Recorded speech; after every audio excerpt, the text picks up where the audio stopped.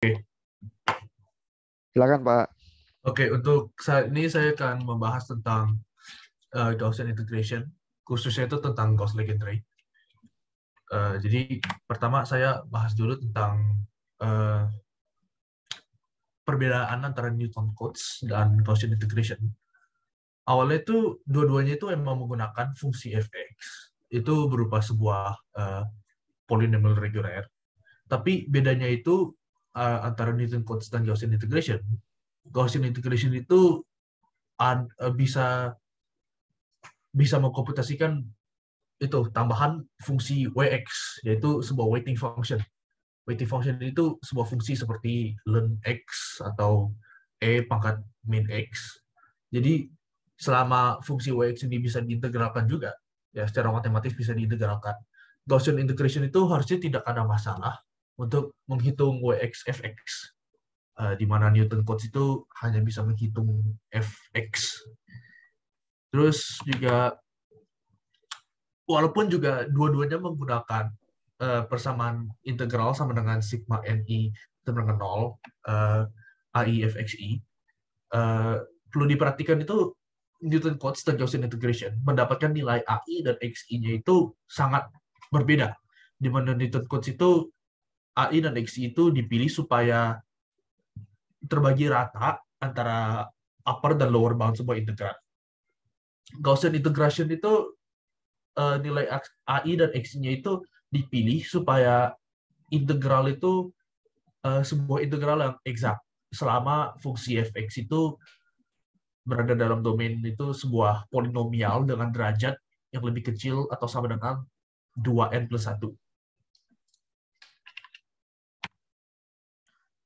Kemudian juga bila bisa dilihat itu pembuktian untuk persamaan ini itu ada di buku Q-Salah halaman 219. Jadi dengan fungsi fx itu sama dengan P2n+1x, itu artinya itu sebuah polinomial berderajat 2n+1. Jadi integral dari sebuah wx dan fungsi x dx itu sama dengan fungsi sigmanya. Khususnya untuk Gauss legendary quadrature, xi dan ai itu berada pada sebuah standar interval min 1 dan 1. Dari sini tuh kita bisa juga mendapatkan bahwa juga untuk Gauss legendary quadrature itu nilai absisas atau xi itu bisa diaproksimasikan dengan persamaan xi sama dengan cos dikali dengan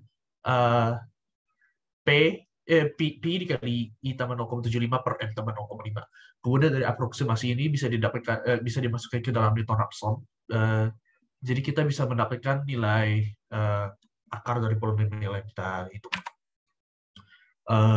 Juga di halaman 421 itu ada dikasih tahu untuk Gauss legendary quadrature, nilai weights AI-nya itu bisa dihitung dengan persamaan yang ini, AI sama dengan 2/1 kurang xi kuadrat dikali dengan Pn+1 aksen dikali xi kuadrat. Oke, selanjutnya itu saya akan membahas programnya. Programnya itu saya dapatkan juga dari Q-Salah halaman 225 dan 226. Itu juga secara spesifik tentang Gauss legendary quadrature. Pertama itu adalah modul Gauss Notes dari halaman 225.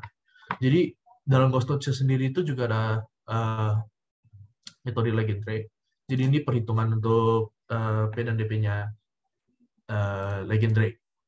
Kemudian itu dalam Gauss Notes sendiri itu kita bisa lihat itu di sini ada menghitung jumlah non-negative roots. Kemudian di sini ada persamaan aproksimasi root untuk Gauss legendary yang sudah tadi saya bahas tadi. Kemudian di sini ada dimasukkan ke dalam Newton-Raphson method. Kemudian di sini juga ada persamaan weight yang AI sama dengan 2 per itu. Untuk Gauss legendary ini juga yang tadi dilihat di halaman 271. Jadi bagiannya di sini. Kemudian untuk Gauss quadrature sendiri, di sini kita lihat ada seksi range standardizing biar supaya antara min 1 dan 1. Kemudian XA-nya itu dihitung pakai modul Gauss Notes yang tadi. Kemudian nanti sampai di output.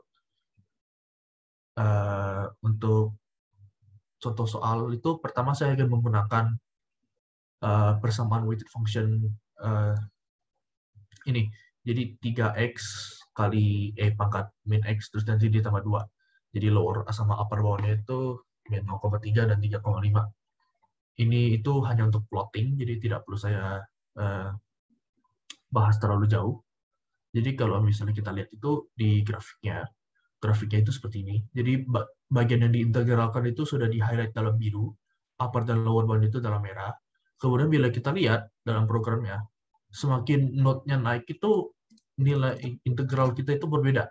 Tapi kalau misalnya kita ingat dengan tadi peraturan 2n+1, kalau kita lihat lagi itu kan kita ini 3x kali E pangkat min X itu orde 1. Jadi orde 1 itu kita bisa lihat itu dalam notes-nya itu kita cuma butuh 2 kali 1 tambah 1 itu 3. Jadi kalau misalnya kita lihat di atas 3 itu nilainya itu sudah stabil di 10,027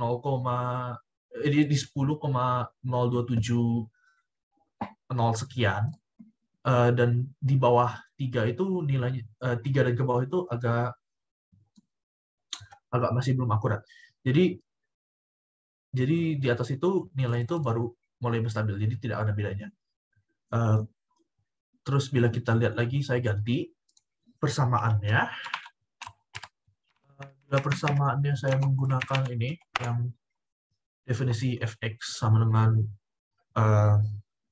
sin x per x kuadrat dengan lower bound min 2 dan upper bound 2,5. Bila saya jalankan, harusnya kelihatan juga. Ini error ini itu jangan dikhawatirkan. Ini error through divide ini itu mengatakan itu kalau ada yang dibagi 0. Jadi karena ini fungsi yang kita pakai itu kan sin x per x kuadrat. Jadi karena per x ini pasti juga ujung-ujungnya itu pada suatu titik itu dalam perhitungan itu ada yang melewati 0. Jadi makanya ada error through divide ini. Tapi itu nggak apa-apa, nggak usah dikhawatirkan soalnya code-nya masih running dan jawabannya tetap akurat. Bila kita lihat itu dalam grafiknya speed yang tadi yang diintegralkan itu dalam biru dan upper dan lower bound itu dalam merah. Kemudian bila kita lihat karena fungsi ini itu dikuadratkan sin x per x kuadrat, itu kan bila kita masukin lagi ke 2n+1, itu kita harus lihat itu di node 5. Bila kita lihat itu dalam mulai dari node 5 itu perbedaan dengan node-node ke atasnya itu bedanya itu hanya 0,0000 sekian. Dan di bawahnya itu masih mulai kayak nge-scope in gitu loh, masih belum detail, masih belum rinci, jawabannya masih belum benar. Tapi mulai dengan node 5 itu integralnya sudah benar. Jadi ya begitulah, programnya sudah jalan. Sekian dari saya. Oke, terima kasih Pak Rio. Ini waktunya masuk range ya, sekitar 8 menit lebih ini. Nah, ini yang dipilih memang materinya materi yang nggak terlalu klasik ya, Gaussian quadrature, karena yang klasik itu yang Newton codes itu yang dibahas juga di Q-SALAS. Tapi tadi code Python-nya cukup robust ya, walaupun ada sinus x per x terus lewat di x sama dengan 0 gitu di tengah, dia masih jalan ya. Saya ingat waktu code Python-nya yang Pak Hansen yang waktu itu pernah ngitung yang dirubah ini kurvanya, ngitung Newton-Raphson ya. Terus tahu-tahu dia berhenti nggak mau plotting ya. Itu karena dugaan saya belum ngecek lagi sih. Dugaan saya dia waktu ngebandingin errornya kan pakai while, terus errornya kalau udah lebih kecil dari sekian dia nggak mau jalanin gitu. Tampaknya di situ tuh yang bikin waktu itu mentok, karena begitu syarat itu dirubah jadi or, iterasinya kurang dari sekian atau jalan plottingnya ya. Nah ini sebenarnya tadi bisa ada numerical problem juga, tapi cuma keluar warning ya. Jadi lumayan reliable itu ya, Python-nya tuh ya. Cuman dikasih ini ada problem ini nih, terus dia ignore gitu ya supaya code-nya masih jalan. Asik juga sih. Nah, ada pertanyaan nggak dari waktu lagi ngerjain itu? Atau komentar dari teman-teman yang lain juga boleh kalau ada.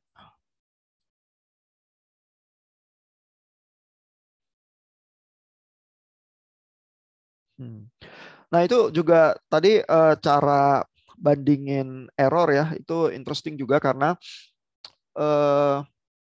nanti kalau Bapak-Bapak ngerjain ini ya, life hack project, kan fenomena yang berusaha dipecahin itu kita nggak tahu jawabannya ya. Entah kita berusaha prediksi atau berusaha ini.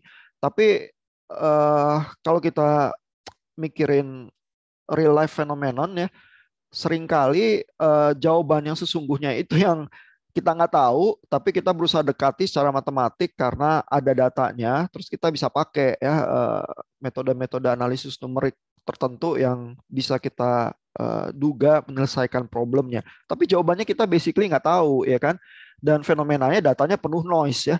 Jadi bisa aja kalau kita tahu rumus matematika yang kita bisa bandingin terus tahu errornya secara eksak. Nah, jadi gaya untuk kita tahu error itu tinggal seberapa kecil ya. Biasanya caranya adalah kalau metode itu iteratif, terus memang sampai iterasi di mana perbedaan hasilnya itu tidak lagi signifikan atau di bawah toleransi yang kita bilang oh udah oke ya karena di bawah nilai sekian errornya gitu. Jadi cara ini sangat umum sih. Jadi walaupun kita nggak tahu jawabannya, tapi kita bisa bilang bahwa errornya mungkin diestimasi sudah lebih kurang dari sekian gitu. Ya. Cuman tetap Bapak-Bapak perlu sensitif ya bahwa ada problem-problem yang bisa complicated ya. Misalnya kalau mencari semacam minimal tertentu itu aja ya. Misalnya Newton-Raphson itu yang cari roots ya. Kadang-kadang roots-nya ada yang bisa kelewatan ya, karena Newton-Raphson-nya kan bisa menggila ya, lompat kemana gitu. Padahal di tengah mungkin ada roots tertentu ya, tapi karena kurvanya itu nggak menguntungkan, terus dia lompat ke kanan, lompat ke kiri, dia cuma ketemu roots-roots tertentu yang lebih gampang ya, karena di bagian itu mungkin lebih lebih curam gitu ya, tangennya gitu. Ada roots yang dia nggak bisa ketemu ya atau kelewatan gitu ya. Padahal mungkin itu roots yang penting juga gitu. Jadi kalau analisis numerik kita nge-trace kurva kita ya, terus kadang-kadang terperangkap ya di lokal optima tertentu ya, titik tertentu, tapi di tempat lain ada yang lebih sebenarnya, cuman dia nggak gagal paham gitu ya. Nah itu bisa juga ya. Jadi setelah diiterasi, iterasi kayaknya errornya makin kecil, tapi sebenarnya kita terperangkap di lokal optima gitu.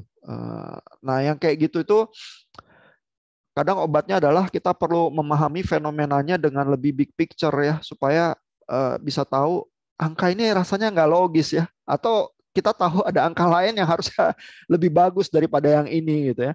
Jadi melakukan analisis numerik itu nggak bisa terlepas dari kita tuh paham juga sih apa gejala fisik yang kita berusaha dekati dan berusaha selesaikan gitu. Kalau pemahaman itunya nggak ada, mungkin kapan-kapan kita ketipu ya sama analisis numerik kita gitu. Ada komentar, pertanyaan? Itu code-nya murni ambil dari QSalas apa dari internet juga, Pak? QSalas, terus plottingnya saya bikin sendiri. Oh ya, plottingnya asik tuh ya. Dia bisa ada shading di bawahnya, terus jadi kelihatan areanya. Untuk metode integrasi jadi lebih menolong secara visual sih. Oke, kalau gitu kita lanjut ke Pak Hansen ya di klip yang lain.